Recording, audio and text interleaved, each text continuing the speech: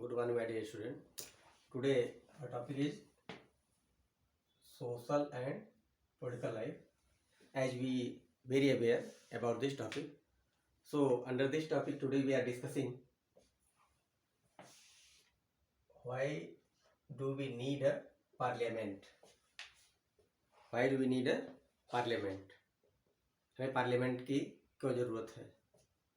Parliament की ज़रूरत क्यों है? क्योंकि जैसे हम अपने घर का निर्णय अपने सदस्यों के बीच में, परिवार के सदस्यों के बीच में करते हैं, ऐसे देश का निर्णय करने के लिए यह संभव नहीं है कि जब तक कोई ऐसा प्लेटफार्म ना हो जहां सबका रिप्रेजेंटेशन हो, सबकी बात वहाँ रखी जाए, क्योंकि जब तक म्यूचुअल अंडरस्टैंडिंग नहीं होगा बृहद रूप से, तब तक उसके एग्जीक्यूशन में प्रॉब्लम आएगी। तो अब यहाँ क्या है कि हमको पार्लियामेंट की ज़रूरत क्यों है? क्योंकि जब तक हम म्यूचुअली किसी बात को, प्रॉब्लम को देखते नहीं कि प्रॉब्लम क्या है, और उस प्रॉब्लम के सॉल्व करने के लिए, रिजोल्यूशन के लिए क्या क्या अल्टरनेटिव हमारे पास हैं जिससे वो प्रॉब्लम को रिमूव किया जा सके, तो इसलिए पार्लियामेंट की ज़रूरत थी।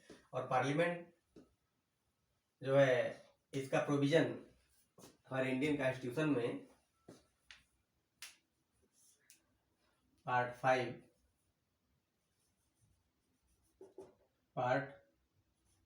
5 में आर्टिकल 79 में है पार्लियामेंट का provision. As we know, India became independent on 15th August 1947. We are very aware and this is very familiar. And Government of India Act 1909 allowed for some elected representation. जैसा कि हम लोग पढ़ चुके हैं गवर्नमेंट ऑफ इंडिया एक्ट के बारे में। 1909 में क्या था कि यहाँ जो रिप्रेजेंटेशन तो मिला, लेकिन वो क्या था, बहुत नॉमिनल था, बहुत ही कम था जो रिप्रेजेंटेशन था 1909 के एक्ट में। People and their representation. अब क्या सिस्टम अभी हम लोग पालन करते हैं कि जो जनरल इलेक्शन है, बाई इलेक्शन होता है, चाहे वो स्टेट में हो चाहे सेंटर में हो, तो जो 18 साल के अधिक के लोग हैं भारतीय नागरिक, तो क्या करते हैं, they are casting their votes in general by election, और उनके रिप्रेजेंटेटिव कंसर्न स्टेट के असेंबली, लेजिस्लेटिव असेंबली, और सेंटर की बात है तो पार्लियामेंट में जाते हैं और क्या करते हैं, वो लोग कानून बनाते हैं, शासन करते हैं। तो the role of the parliament का क्या रोल है? तो जैसा कि अभी मैंने बताया, पार्लियामेंट जो का प्रोविज़न है हमारे कॉन्स्टिट्यूशन के पार्ट 5 में है और आर्टिकल 79 में है। तो यहाँ आर्टिकल 79 क्या कहता है कि पार्लियामेंट में कौन कौन होगा? पार्लियामेंट में हमारा प्रेसिडेंट, राज्यसभा और लोकसभा, ये तीनों मिलकर के पार्लियामेंट का निर्माण करते हैं। ये तीनों पार्लियामेंट के अंग हैं। और ये पार्लियामेंट का काम क्या होता है? पार्लियामेंट क्या काम करती है? अब जैसे यहाँ था ना, पार्लियामेंट में तीन लोग पार्ट होते हैं। कौन कौन है इसमें?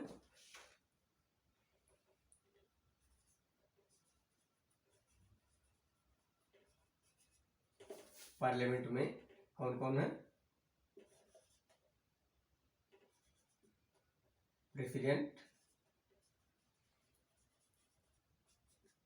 President of India, B Lok Sabha,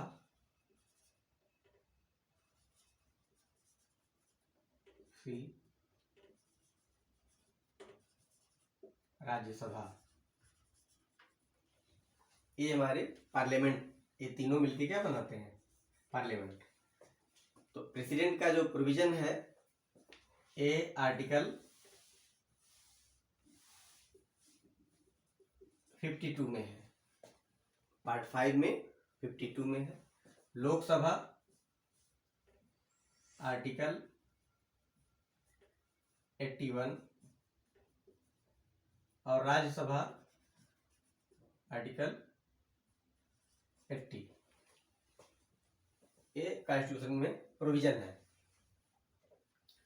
अब क्या काम होता है, पार्लियामेंट का काम क्या है? To select the national government. ये क्या काम करती है? नेशनल गवर्नमेंट को सेलेक्ट करती है। जैसा कि हमने कहा कि जनरल बाई इलेक्शन में जो 18 साल के ऊपर के भारतीय नागरिक हैं वो अपना वोट कास्ट करते हैं, और वो पॉलिटिकल पार्टी जिसके भी मेंबर हैं जो मेजॉरिटी में होते हैं, वहाँ जा क्या करते हैं, वो जो मेंबर है जो मेजॉरिटी में है वो नेशनल गवर्नमेंट सेलेक्ट करते हैं। अब जैसे क्या है यहाँ पे कि अभी मैंने बताया कि the parliament in India consist of the president, the Rajya Sabha and Lok Sabha. तो राज्यसभा और लोकसभा यानी और प्रेसिडेंट मिलकर के क्या बन गई? पार्लियामेंट बन गई। और उसके बाद जब इलेक्शन हो जाता है तो क्या एक लिस्ट बनती है कि किस पार्टी से कितने लोग इलेक्ट होकर के आए हैं। One of the most important function of the Lok Sabha is to elect the executive। क्या करते? एग्जीक्यूटिव इलेक्ट करती है। अब इसमें क्या है कि जो पार्टी मेजॉरिटी में आई, जैसे लोकसभा है, तो लोकसभा में जो करंट सीट है लोकसभा की वो कितनी है? 543। लोकसभा में कितनी सीट है इसमें? 543। और 2 member president of India nominate कर सकता है जो एंग्लो इंडियन हो, मतलब जो जिसके माता या पिता जो कोई भी एक उसमें से क्या हो, इंग्लैंड का हो।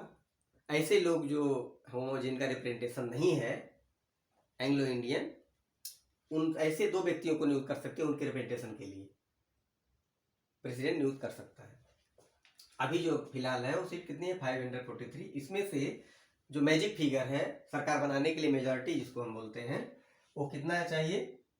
272। यानी जिस भी पॉलिटिकल पार्टी को 272 सीट्स मिलेगा, चाहे इंडिपेंडेंटली और चाहे कोएलिशन के द्वारा समझौता करके, तो सरकार का निर्माण करेगा। कहाँ? लोकसभा में।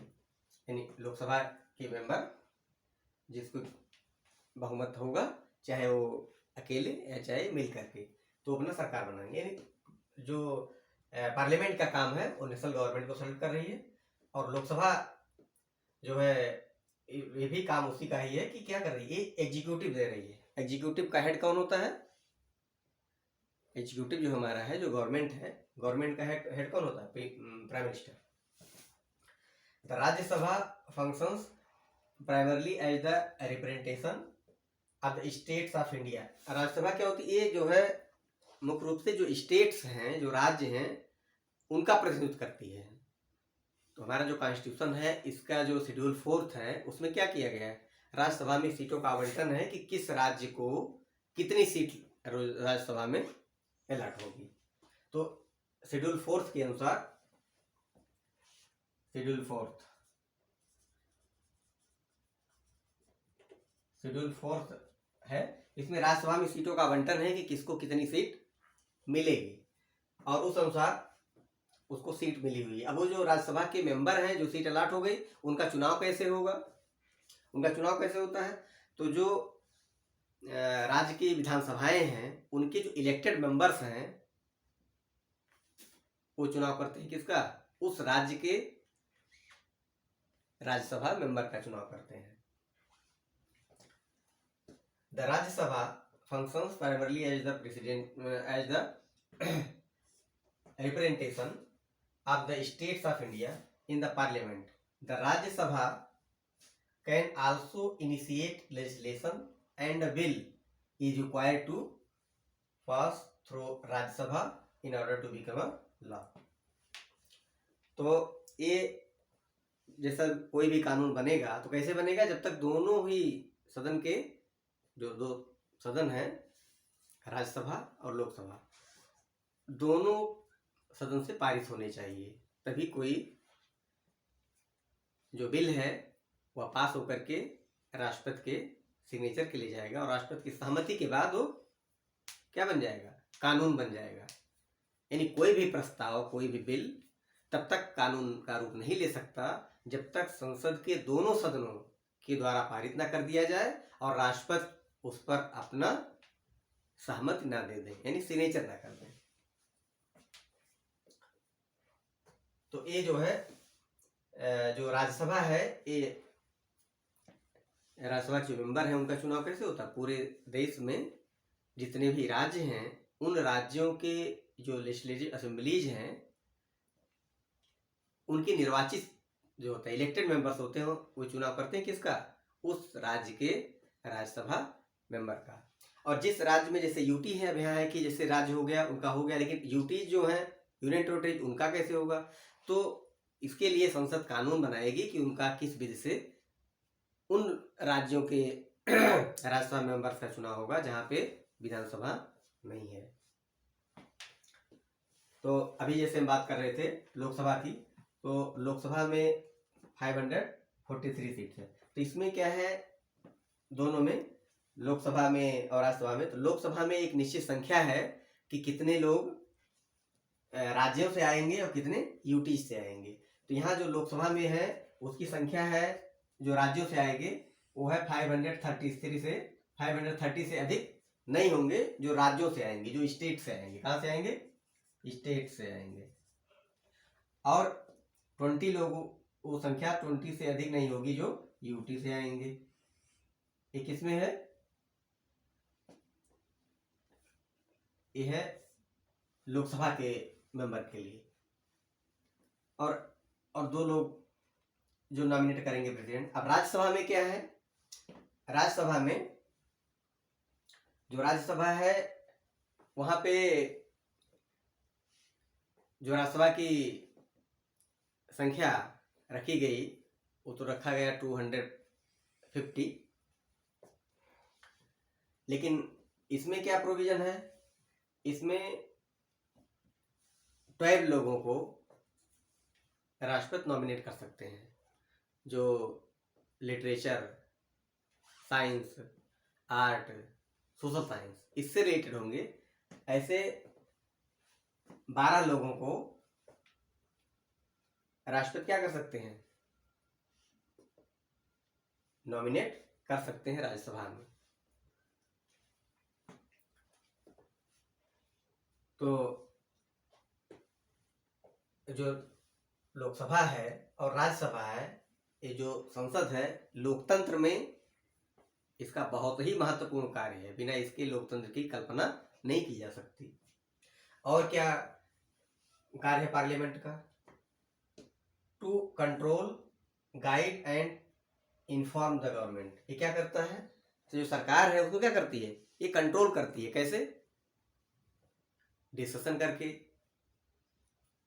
और अगर बहुत ज्यादा बात आगे बढ़ गई तो अविश्वास प्रस्ताव भी ला करके, नो कॉन्फिडेंस मोशन ला करके, गाइड करके यानी डिस्कशन करके बता सकती है कि ये सही है ये गलत है, गाइड करने का काम करती है। इन्फॉर्म द गवर्नमेंट, और कोई भी पूरे देश के किसी भाग में कोई ऐसी घटना हो घटती है तो वहाँ का जो रिप्रेजेंटेटिव होता है हाउस में, वो सूचना देता है सरकार को। और क्या है, लॉ मेकिंग एजेंसी, यानी क्या काम करती है, कानून बनाने का काम। कानून बनाने का काम भारत में किसको है, संसद को। भारतीय संसद कानून बनाने का काम करती है। तो लोकसभा और राज्यसभा, जैसे मैंने बताया कि ये जो है, जो संख्या इनकी है, और राज्यसभा में 12 लोग को राष्ट्रपति क्या करते हैं, मनोनीत करते हैं। तो मुझे लगता है कि ये सारी चीजें आप लोगों के समझ में आ गई होंगी। और पार्लियामेंट की जरूरत, why do we need a parliament, तो अब समझ में आया होगा पार्लियामेंट की जरूरत क्यों है। क्योंकि पार्लियामेंट नहीं होगा तो कानून नहीं बनेगा, डिस्कशन नहीं होगा, और सारी समस्याएं एक जगह पे नहीं आ पाएंगी, सरकार नहीं बन पाएगी, ठीक है। और फिर जो लोकतांत्रिक प्रक्रिया है उसका पालन नहीं हो पाएगा। तो इसलिए संसद की बहुत जरूरत है। सरकार बनने के लिए, सरकार और कोई निर्णय लेने के लिए और सरकार अच्छे से चले, इसके लिए संसद की ज़रूरत है। तो मुझे लगता है समझ में आ गया होगा और अब हम यहीं कंक्लूड करते हैं। Okay, thank you, we will meet soon you again. Okay, thank you.